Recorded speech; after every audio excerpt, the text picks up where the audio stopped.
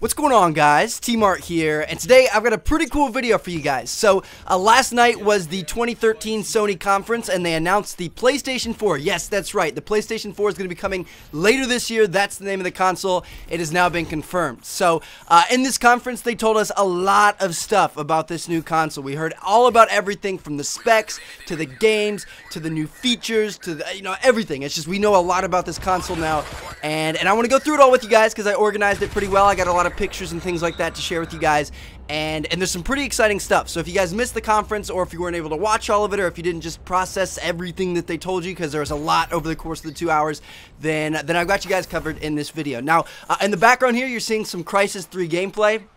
I put up a video about this game the other day, and I'm still having a lot of fun with it. I'm starting to get deeper and deeper into the multiplayer, getting more perks and things unlocked, and I really am. It's a lot of fun. So if you guys haven't checked it out, you definitely should. And I thought it was kind of fitting because Crysis has always been kind of a leader in terms of graphics. I mean, it looks amazing on the console, and it looks even better on the PC, of course. Ultra settings, Crysis 3 is absolutely amazing. You guys can watch some YouTube videos about it if you want. It looks like real freaking life. But yeah, I thought that was fitting because this game is kind of like a graphics leader, and then this new PS3, or the PS4, I'm sorry, is going to have graphics out the yin-yang, and we will talk about that later in the video. But anyway, yeah, hope you guys enjoyed the gameplay. I think Crysis is fun to watch, so I thought I might mix it up a little bit on you guys and use something different. Now, moving on to the main course here, let's talk about the PS4, okay? So I've got a huge Word document with a bunch of stuff to talk about, and it should be pretty exciting. There's a lot of cool new features coming to this new console. Now, we're going to start off here with the specs because, I don't know, they're kind of boring to me. Obviously, the system is going to be a lot more powerful than it was before, but some of you tech guys might care about this stuff, so I'm just reading down a list. I don't really know what these things mean. It's got 8 gigs of RAM, which I do know what that means. That's obviously very good. I think it had half a gig of RAM before, or like 2/4 gigs of RAM or something like that, so that's a huge improvement. It's got an x86 architecture. Don't ask me what that is. A PS GPU, obviously the graphics card is going to be very good in this thing. And they also said it was going to have a massive hard drive. So that's obviously very good. There's going to be a lot of space for storage and for saving games and, downloading games and things like that. And downloading games, we'll get to that later in the video. It's pretty exciting. Now, moving on, the new controller, the DualShock 4 controller, they showed this thing off. They didn't show the actual PS4 console off, but they showed the new controller off, and this thing looks pretty cool, okay? So, first and foremost, right in the middle of the controller, there's a touch-sensitive LCD screen, which allows you to control the menus and things like that. So, obviously, that's very cool. And it'll play a cool role in games. Maybe in Call of Duty, when you're calling in a kill streak, you press the LCD screen instead of the D-pad or something like that. I'm not sure. We'll have to wait and see. But that should be pretty cool. I'm excited to see what the developers do with that. Now, there's also a light display on the back. It's just like a big kind of strip of light that can change colors, blue, red, green, whatever. And that's used to determine which controller is which, like who's player 1, who's player 2. Instead of the little lights at the very top that are all the same color like it was on the PS3, it's now different colors and they're bright and vibrant and stuff, so that's pretty cool as well. Now, there's a big addition to this controller, and that's the share button, which is towards the top on the back side of the controller. And what this thing does is in the middle of your game, at any point in time, you can press this thing and you can share different things with your friends and with the online world and stuff. And what do I mean different things? Well, first and foremost, you can share recorded gameplay. So yes, the PS4 kind of has a built-in capture card that you can render out videos to the internet on, which is pretty cool. Hopefully you can link that up with YouTube. We'll have to wait and see. But you can also share screenshots. You can share your kind of view of the game with other friends who are on their dashboards and things like that. We'll get more in depth with that later in the video. But yeah, there's a share button that allows you to basically record your gameplay, which is pretty cool. Now, moving on. Something that wasn't really announced in the presentation, but I saw on Twitter from one of my buddies, is that the sticks feel a lot better. He was able to have some hands-on experience with the controller, and he said there's not as much dead zone as the PS3 used to have, or as the PS3 controller had on this new DualShock 4 controller. So that is exciting. So the sticks are going to be a little bit more responsive, and obviously that's definitely a good thing. Now, finally, the last thing here, and again, this wasn't mentioned in the presentation, this controller has all these new features. It looks epic. It just seems epic, but unfortunately, unfortunately, it's still built for the hands of a 5-year-old Asian girl. I mean, this thing is still extremely, extremely tiny, like the PS3 controller has always been. So, that's kind of unfortunate. I mean, all console wars aside, I love both consoles. I use them both all the time. I like the Xbox controller a lot better just because the ergonomics. I mean, it fits your hand better. It just seems to kind of set in your hands, whereas the PS3 controller, after I use it for a while, my hands kind of start to hurt. So, that's all I'm saying. But overall, the new DualShock 4 controller looks pretty cool. And then there's also a lot of motion involved in it, kind of like the 6-axis in the PS3 controllers. There's some Kinect type thing that you can like put on the top of your TV that will track the controller in 3D, in the 3D world and things like that. So there is some sort of movement involved in it, but to be honest, I think movement is way overdone. And I don't see how games will really make much use of that. I would rather just sit down and play the game, not flail my arms around like an idiot. So that's the controller. It looks pretty cool. Now, the kind of whole goal, and it seemed like the whole theme behind the PS4 is all about the buddy experience and the social experience.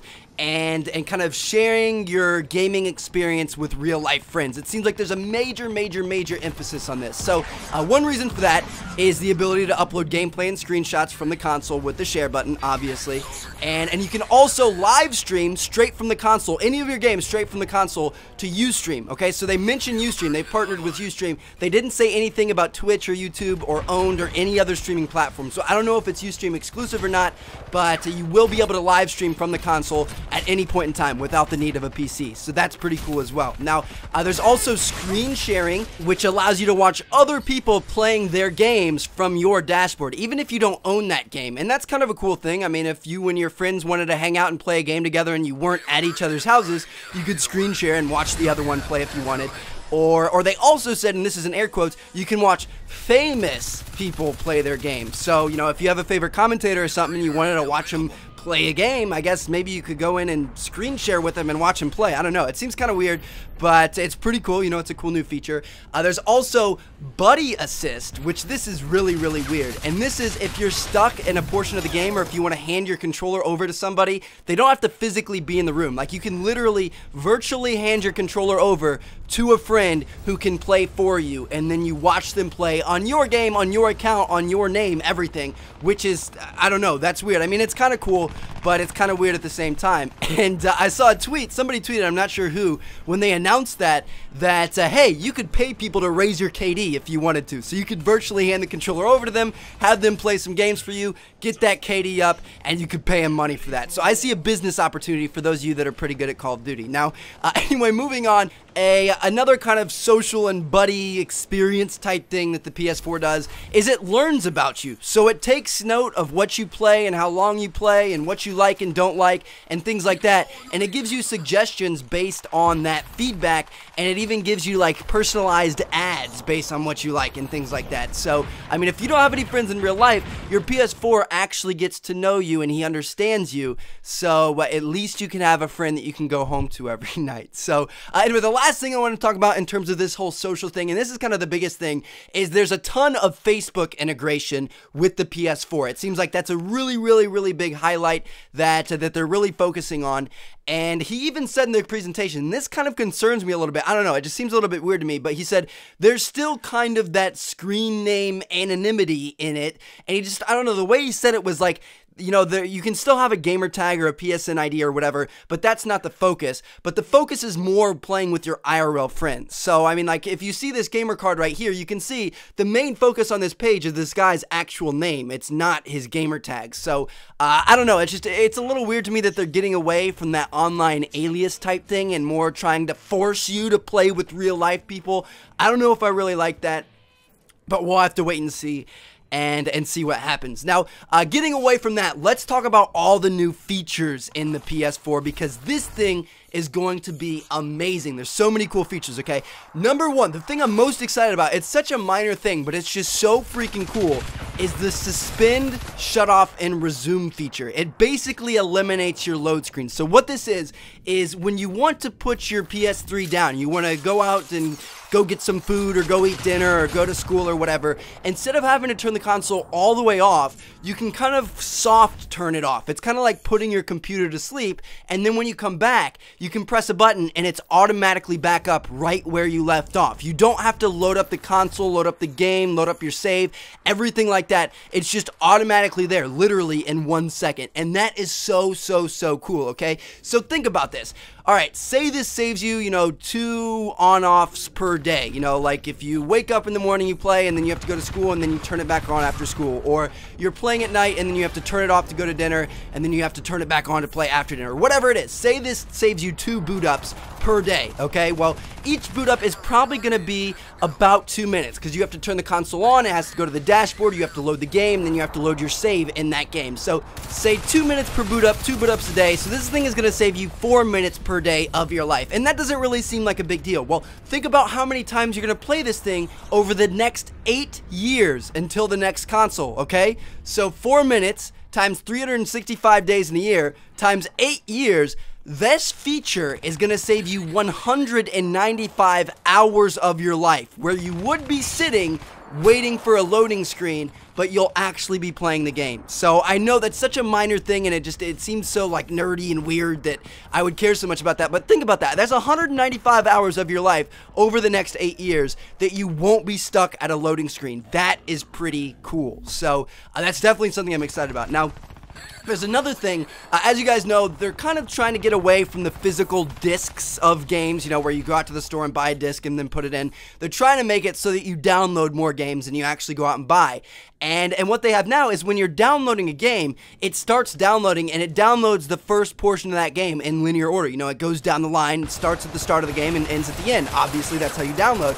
And what they allow you to do is you can play that game while it's downloading. Like, say you start downloading BioShock, for example. I'm playing that on my second channel right now. You start downloading BioShock, you have to wait like 3 minutes for it to kind of download the first level of the game, and then you can start playing on the first level. And by the time you get to the second level, that's already been downloaded. The whole entire game isn't downloaded yet, but you can still be playing while it takes the 4 hours, 5 hours, whatever it is to download. So that is pretty cool to me as well. It's no longer like on the Xbox, when you're downloading something, you can't even be in the multiplayer section of a game. You have to literally be sitting on the dashboard for it to download. Now, it does that in the background, which is pretty cool.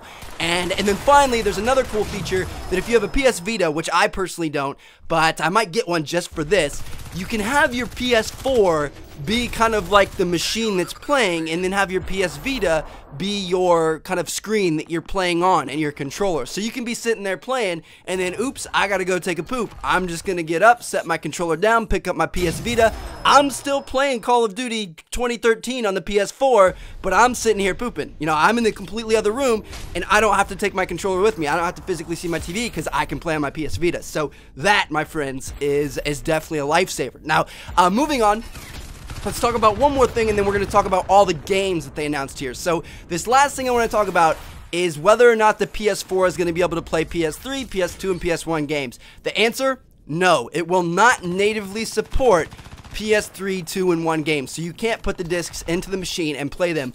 But there is going to be a feature called PSN Cloud, which is most likely going to be a paid service, which will allow you to play them kind of over the internet or whatever. So, unfortunately, the PS4 will not play your PS3 games, which I know is going to be a really big negative for a lot of people, because that means you have to restart your entire gaming collection in order to play on this new console, which is going to be pretty expensive. So it's unfortunate to hear that, but at the same time, it's kind of a move towards the future. So in a year or so, we're all going to forget about that fact, and we're going to be happy with all of our PS4 games and Xbox 720 games or whatever it is. Now, let's move on to all the games that they announced and gave us a lot of games they gave us gameplay of at this event last night, and it was pretty freaking cool. Okay, so the first one they started off with was Killzone Shadowfall.